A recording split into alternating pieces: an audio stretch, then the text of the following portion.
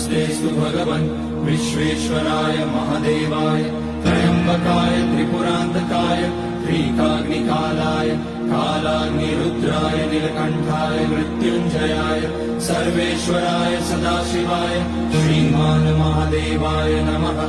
ॐ नमः शम्भवाय च मयोभवाय च नमः शङ्कराय च मयस्कराय च नमः शिवाय च शिवतराय च।